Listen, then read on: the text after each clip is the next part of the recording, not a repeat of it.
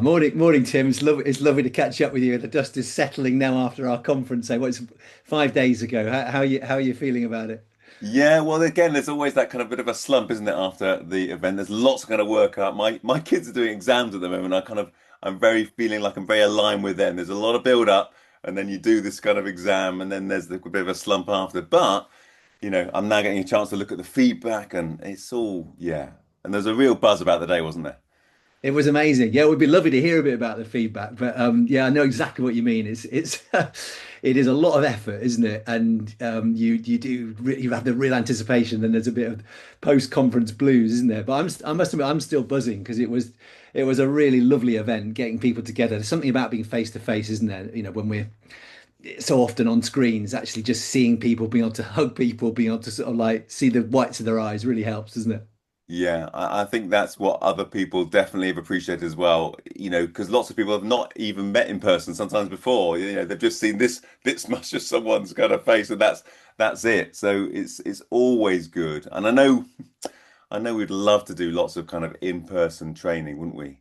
And there is something about being in the same space, and there's definitely an advantage to that. But there's also an advantage to people being able to join from all over the country. And again, we'd love to do more face to face, but it's the Oh reality I yeah. think that we find ourselves. I can see ourselves doing that. I can see the mix, can't you? Landing in the middle. The convenience of online is good, isn't it? But actually, Yeah. the in person is also adds another layer, doesn't it? I can see us doing a bit more in person, actually, can't you? Yeah, yeah, it would be good. It'd be nice to do that if assuming people feel able to kind of commit to doing that. And we do get asked about that, for people to kind of come together and do something in person. So definitely would be. So what kind of stood out for you then, Ollie, in the Yeah. Well, conference overall? I mean, we think hard, long and hard, don't we, about who we asked to be our plenary speakers. So having, Professor Sir Chris Ham, it was a bit of it felt like an audacious ask to even ask him to come and present for us. So it was lovely that he said yes. And he's just such a gentleman, isn't he? He's just such I don't know, someone I've respected all my career. I've read his writing when he was, chief executive of the King's Fund, and he writes a lot in the BMJ, a lot of blogs and papers and articles, and just to have him, as part of the event, and then the wisdom that he imparted, the vision he's got, having been so close to government for so long, was tremendous, really. And of course, he's at the stage of his career where he's looking back and he's sort of saying, yeah, this is really important. Wanderers talked about it 25 years ago, and it's been a challenge all the way through all the governments that Chris has been involved with, is how do we make our care person-centered and very individualized, but how do we get people involved? We have to have people more involved in their care.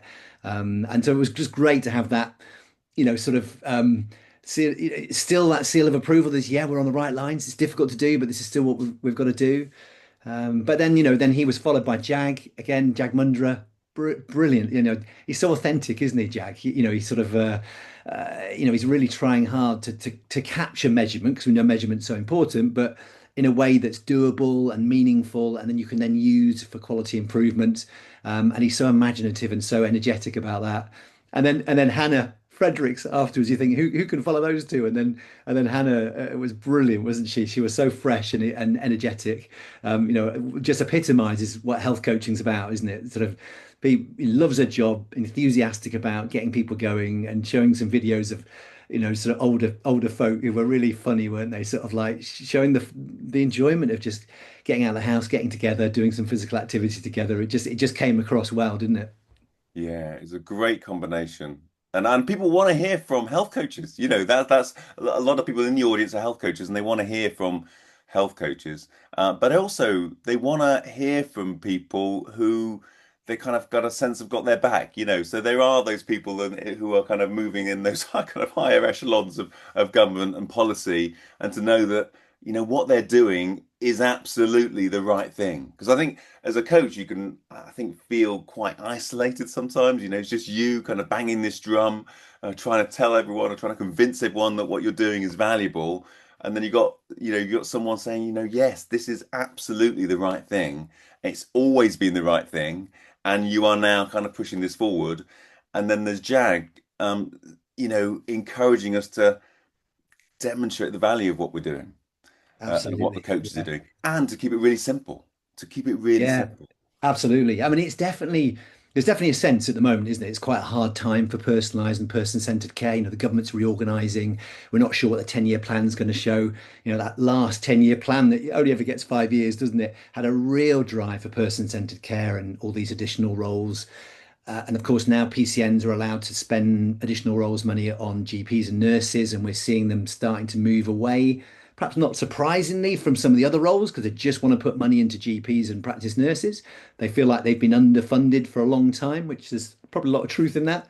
So there's a risk, isn't it, to the innovative new stuff, and it feels like we need to keep that just that support and the recognition that this is new and fragile, but it's so worth doing. And when you hear from health coaches and you hear how much they value the work because they see the direct impact it has on people where other things haven't worked, it's really striking, isn't it? Yeah, exactly. And some of those stories that Hannah shared in her talk, I think were really, really powerful. But yeah, it's difficult. We are seeing a lot of people kind of worried about their jobs, and some people have lost their jobs as health coaches, and it feels really a precarious place right now. And I think you're right.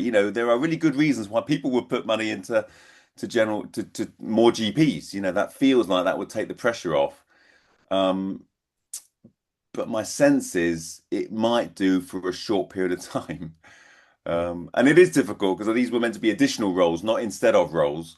yeah, And therefore, you know, maybe once the GPs, feel like they've got enough of them, maybe these additional roles. But that is where the difference will come is where people feel able to take an active part in their management of their long-term conditions. That's the thing that will make the difference.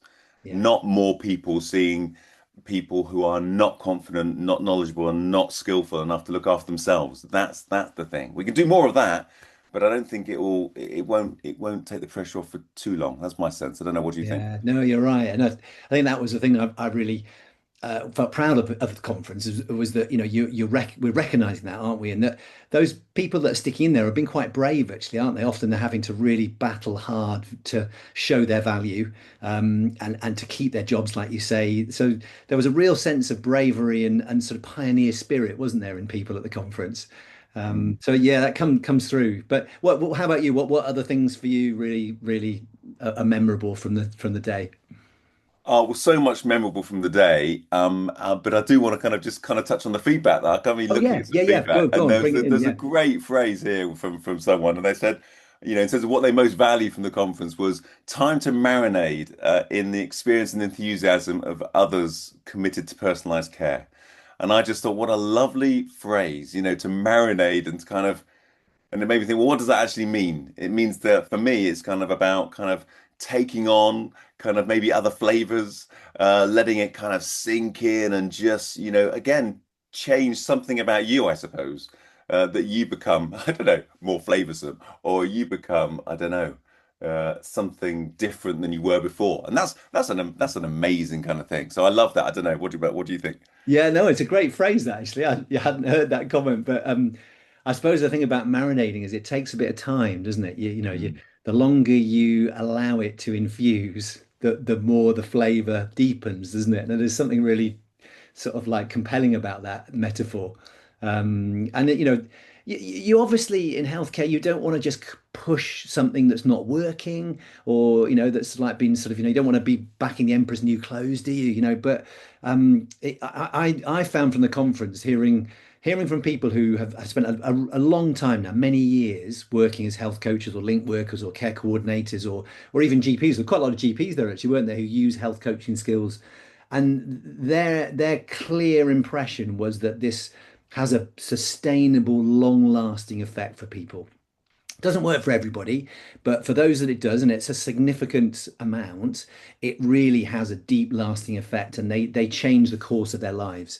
And I don't think there's much else we do that does that, has that sort of impact that, Mm. like you say, really helps us to work as a community, as a health creating community.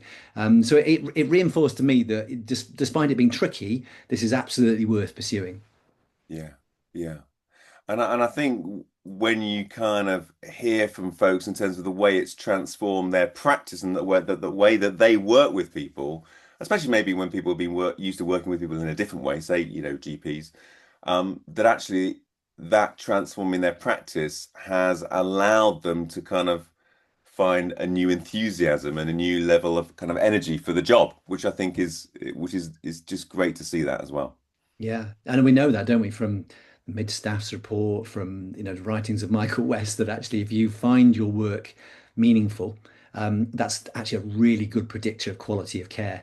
If the staff are burnt out and sort of finding their work is, tiresome and pointless, they don't give good care. If you feel like what you're doing has real value, um, it, it's a great marker of quality. So yeah, it's good to keep it going, isn't it? So, did you have any other feedback? Was there anything else there that stood out from the feedback? Well, again, I think like a lot of this, repeatedly, people have said about the importance of being kind of connected together. As I said, people can find themselves in a very lonely place, beating the drum for personalized care or for trying to demonstrate, what health coaching is, still trying to explain it years on what they actually do. And I understand the reasons for that. Lots of people who are kind of working really, really hard. It's very difficult to kind of, I think, spend time really understanding someone's role, which is one of the things I quite like about the training that we do, where you have GPs on with physios, on with occupational therapists and coaches and care coordinators and link workers. You get them in the same space, kind of learning together. And that is, again, something that happens a little bit at the conference as well. But people enjoying, I've got here hopes and for the future of healthcare being brought together, which I love. Energy, hopefulness, progressiveness, an all-round lovely bunch of attendees and presenters. Yeah, Well, we're all so positive, aren't we? yeah, And yeah, great. I mean, I heard a lot of people talk about the workshops as well. Sort of, we were looking to have Campbell Murdoch, weren't we, talking about metabolic health, probably one of the country's leading GPs in the area. And what really stuck out for me, I went to his workshop, was this combination of having the right amount of knowledge. So, if people, he was saying, well, you can kind of coach and empower people to do things for themselves, but if they're choosing from the wrong pool of knowledge, that they're going to struggle. So, but equally, we recognize if we overwhelm people with too much knowledge and we're trying to tell people what to do, we're not coaching them. So he kind of dealt with that, getting the balance right of, look, what is the key bits of knowledge that people need at, personalized to them and individual to their situation, perhaps when they've got insulin resistance, or they're dealing in a particular social situation, but then applying the coaching skills once they've got the right knowledge. I thought that was really interesting. yeah. I think sometimes, in healthcare, we can be so keen, can't we, to download everything that we know. This is the knowledge you need, kind of, to manage your diabetes. But actually, for a lot of people, it's overwhelming.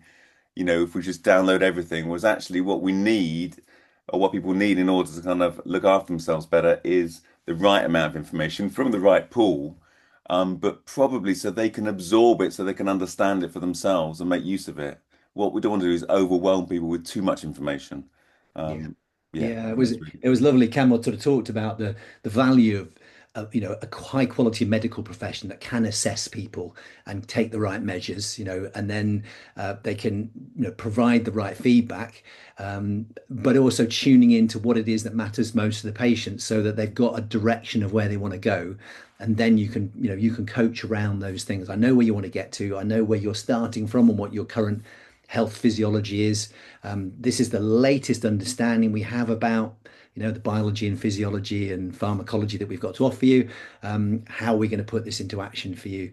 And it was great. I mean, Campbell is brilliant, isn't he? And it made me think that metabolic health is an area where we can make huge grounds, actually, with a sort of coaching style approach that puts people back in the driving seat. And we've definitely seen that ourselves, haven't we? People really making progress there. yeah, agree. Now, because I was running a parallel session, so it was difficult. I didn't get to see Were. any of the others, so How was yours? You were focusing on the thinking time, weren't you? And that sort of creating that thinking environment, I guess, is always a big theme for us, isn't it?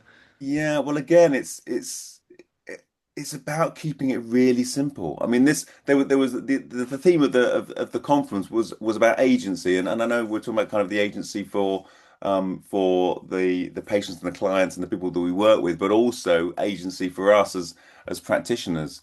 and providing space for each other as colleagues to think really well about what we're doing and how we're doing it is really, really vital. It comes up in supervision, but just in and it comes up in appraisals, but it just comes up in our kind of day-to-day support of one another. And so, yeah, I was teaching people how to have a thinking pair, just really short, kind of 5 minutes each way, just giving someone uninterrupted time to think for themselves by creating that environment. So people paying attention to each other, making sure there's a quality of time and turn, and creating a sense of ease as opposed to this internal rush, and encouraging people to go as far as they want to with their own thinking, and also an opportunity for them to express how they're feeling about stuff, which again, Mm, we sometimes don't give ourselves the time to do that. And of course, appreciating each other, which yes. again, simple Yeah. thing, but Simple we things. don't do lots of it. Yeah.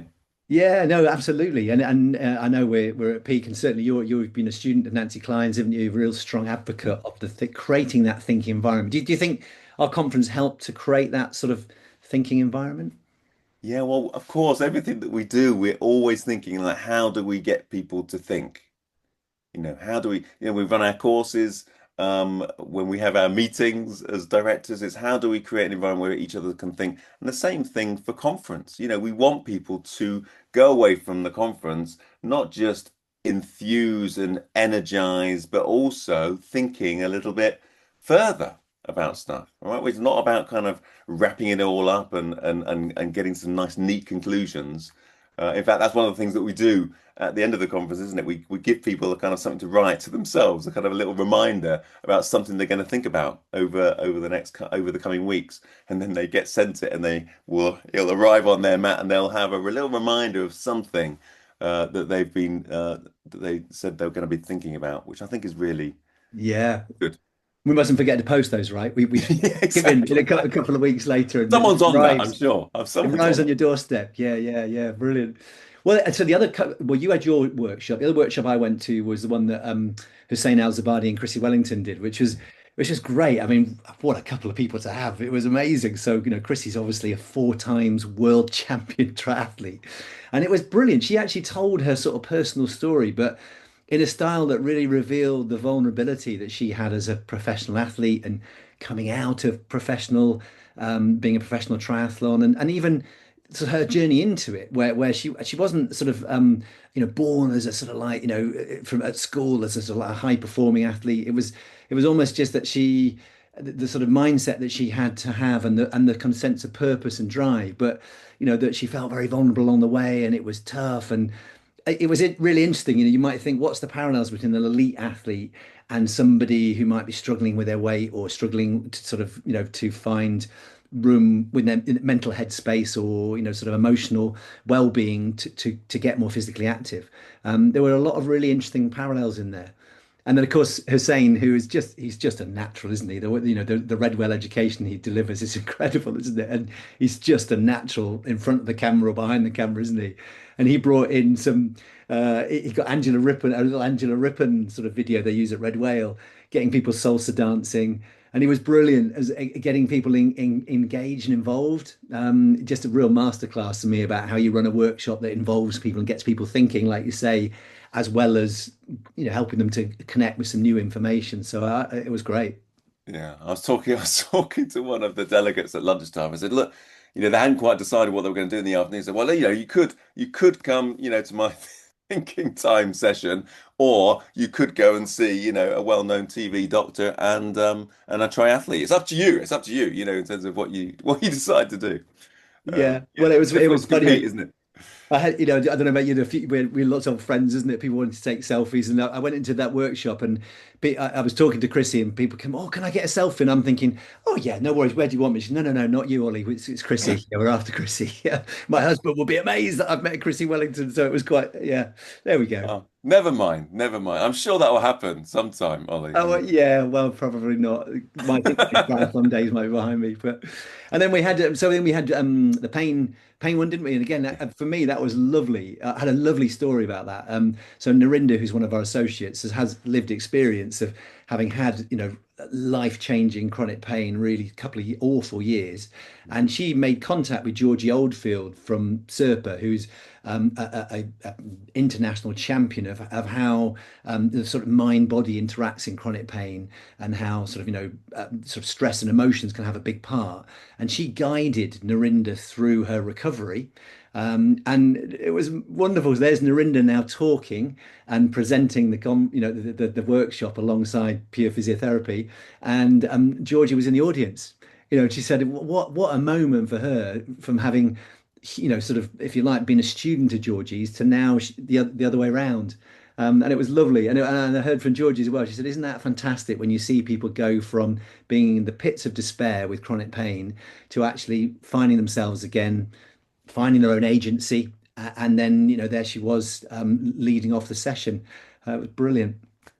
Yeah, that's really and that is being, maybe not to that degree, but that is being replicated. Every time someone, one of the health coaches works with someone to kind of to support them to kind of self-manage their long-term condition, and people get to grips with it, then they share that with other people, don't they? And people learn from them. So whether that's their family or friends, and that has that kind of ripple effect, which I think is really powerful, and feels in some ways more powerful than some of the stuff that we do, as Well, yeah, well. absolutely, and it was great, wasn't it, Narinder? They're working alongside Adam Davies and from Pure, because that's what they're doing, isn't it? They are, they've got a whole army of health coaches now, and they are working particularly in the space of chronic pain, and they're setting up pain cafes, where the emphasis is on patients supporting each other. Patients like Narinder, who then can kind of like say, look, I know it's tough, it's really hard, but I managed to do this. And holding people's hand and supporting and encouraging people. We know Lee, don't we? Lee Vaughan, who also works with us and with Pure now. It feels like there's a real energy around that, doesn't there? That's sort of, like you say, that peer support alongside careful assessment and good medical support. It feels like we're expanding our sophistication, doesn't it? Yeah, and it's not, yeah, so it's not one or the other. It's kind of, definitely working kind of in combination and partnership together, with the coaches working with the medical professionals as well as the kind of the patients that they're working with. And that's where you get the best, I think, the best value from the from the health and the care system is when Yeah. you have these professionals that are all working, including, of course, as Chris Ham reminded us, the patient themselves, which is really Absolutely, key. yeah. So the other workshop was, that I didn't get to, neither did you, was around self-compassion, wasn't it? So Linda Edwards led a great session there. Again, I think we've had some fantastic feedback about that, haven't we? With Ian leading a guided meditation, and I think one of my PCN manager who was there, the PCN manager I work with, she said it was a really valuable session for her, just to remind ourselves that we've got to look after each other and we've got to look after ourselves, and that self-compassion is often the last thing on our agenda, but so important, isn't it?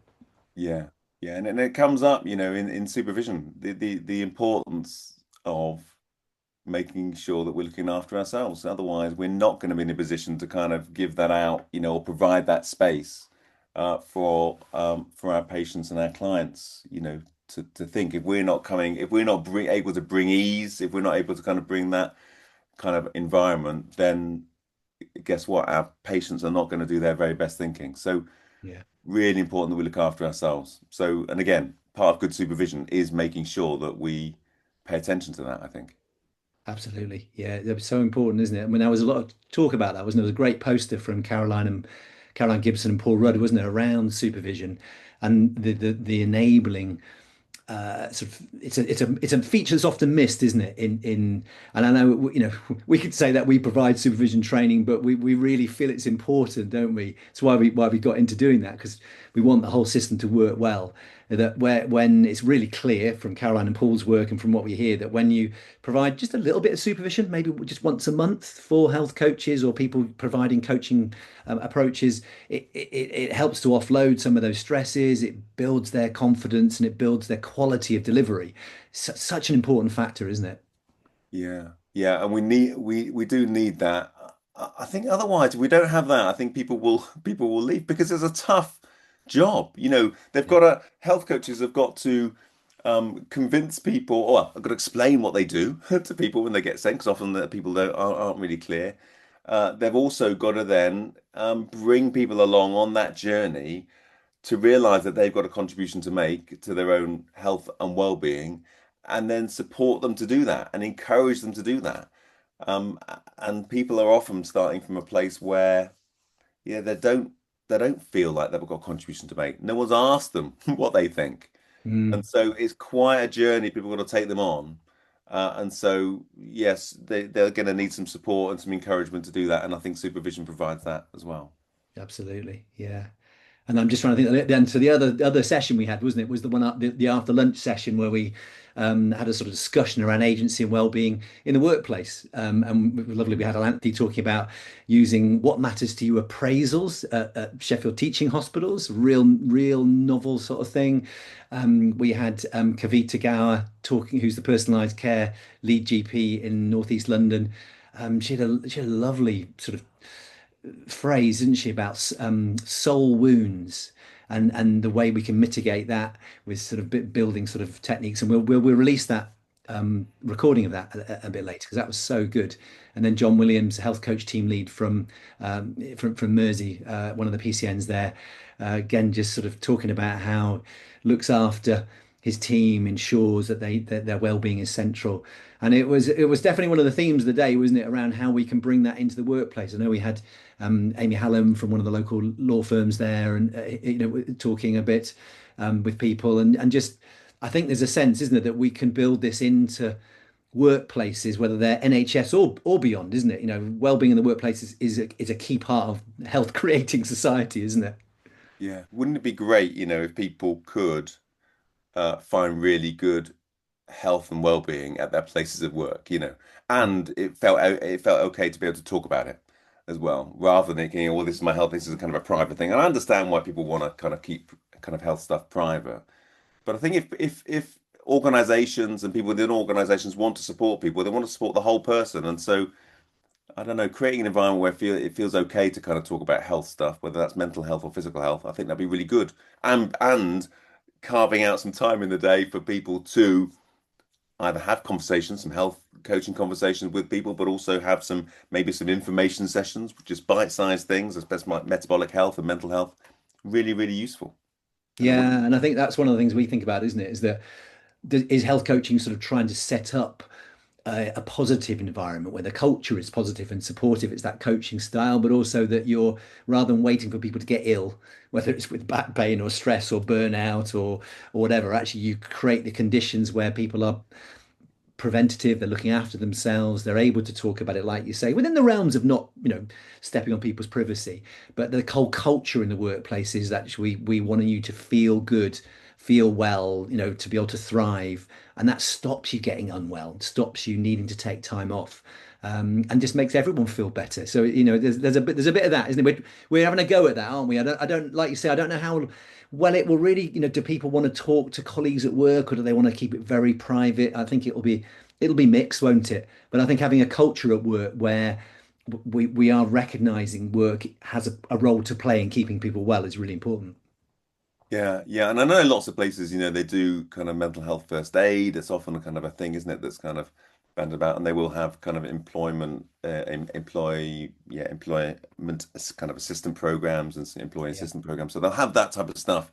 Yeah, Occy Health and stuff. Exactly, they have that kind of stuff in place, but that feels like that's for stuff for when things have gone wrong already. Mm. Whereas actually, what we're talking about is can we create environments in workplaces where that stuff is less likely to happen because people are proactively looking after their health and looking out for that in for other people. So mental health for me, mental health first aid feels a bit again, it's one of those things like, well, I'm noticing when something's already gone wrong, Yeah. rather than I'm creating an environment where people's mental health is enhanced. Do you know what I mean? In this Yeah. workplace. Well, it'd be interesting. I mean, I know some hockey health, they do think about seating and position and stuff, don't they? But yeah, like you say, it's usually if a problem's come up. It'd be nice to think maybe health coaching can create the atmosphere where, yeah, we're getting ahead of the curve and stopping things happening. Yeah. Yeah. Interesting. So crikey, so with this, the theme this year was agency and well-being, wasn't it? Whether that's looking after yourselves, looking after patients. What are we going to do another one next year? What do you What, think? Are we going to do a what, fourth one? well, it's really I know because I know a lot of work goes into it. I know a lot of work goes into it, and I know you and Caroline particularly. But again, there's a massive, obviously, the team behind the scenes as well. And again, I would mention them, because Yeah. without them, the whole thing would fall apart. And that lots of the feedback for the conference was all in praise of the organization ahead, the organization on the day, and having all of those people just helping direct people to from room to room, so it all kind of ran really smoothly.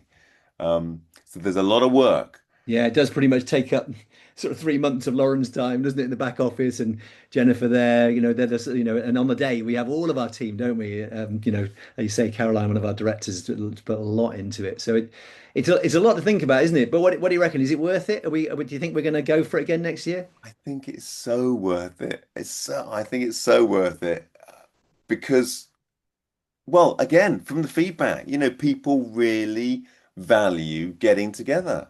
Mm. And I'm sure there are other conferences, other conferences too are available. Yes, But I there's think a there few is out there. some, yeah, I think so. But I think there's something that we have really tried to create here, which is an opportunity for people to think really well together about personalized care and their role in it and the value of it.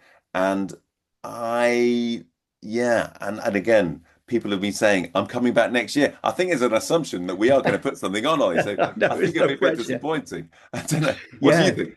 Well, yeah, there was I think there was definitely people sort of like, just prodding us a bit, weren't we? Yeah, yeah, I'm coming next year. Coming next year. I'll bring my whole team next year. So, don't know what. So we'll have to think about a theme, won't we? Maybe we should sort of ask for suggestions. I mean, obviously there's a sort of, there's AI is big at the moment, isn't it? Maybe we could think about how health coaching works alongside technology and, apps and AI sort of is going to just rocket across the year, isn't it?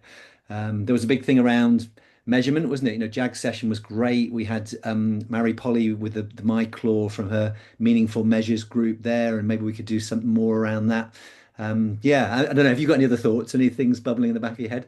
Yeah, well, I suppose one of those things, from JAG is again, I think people have been measuring different things, and I think there is something important about demonstrating the value of what we're doing. And I think Jag can be I think he's got more to say. I think that was my Yeah. kind of sense. And the other thing he kind of alluded to was maybe, yes, we've talked about kind of confidence, knowledge, and skills of the patients and clients we work with, but what about the confidence, knowledge, and skills of the practitioners as well and the other people in the health service? So I think there'll be interesting stuff to measure and think about measuring, and we might have some more data to look at, which I think would be really, really good. Yeah, Uh, that's definitely a theme, isn't it, for the year? How do we get good quality data that's meaningful to how we continuously improve what we're trying to do? That's such a theme, isn't it? And I think you're Yeah. spot on with the AI stuff, Ollie. I think that'd be really because it's something that, I think people are a little bit wary of, and how it might either maybe detract a little bit from health coaching. But I think there's opportunities, aren't there, for it to enhance what we do as well. Don't know. What do you Oh, think? completely. I mean, it's a bit like the medical and the non-medical, isn't it? The health and the social. There's a sort of yin and yang there, isn't there? So it's like the artificial intelligence, the machine intelligence, and then there's the human intelligence, isn't there? And we are humans and we have feelings and emotions that perhaps don't get represented so well in machine learning, but then machine learning can crunch data at an incredible volume and pace and speed that we just can't fathom. So yeah, maybe there's something about how we bring the two together to again have the best of both worlds. Yeah, sounds good. It sounds like there's a job to be done. It does sound important. It does sound Yeah, important. that's what drives us, isn't it? When there's a job to be done, we'll have a go, won't we? Mm. Oh well, Tim, it was great, really great. Is there anything else you think we should say about the conference, or should we wrap it there? I think that feels, yeah. I mean, we could talk a lot Yeah, about we it, could go on but and on, couldn't it we? might be a bit self-indulgent. So I think we probably just kind of call it there, and then maybe there'll be some other conversations that will come out of that. Yeah, Later. there's a few themes we could pick up on there, aren't there? But it was great, and you do come away with a lovely feeling, don't you? I feel I'm really buzzing. You saw so many smiles and so much positivity in the day. It does charge you up, doesn't it? In tough times, as you say, it's tough times all round, really. Yeah, agree. Great, Great. nice talking to you, Tim. Yeah, and you, and you.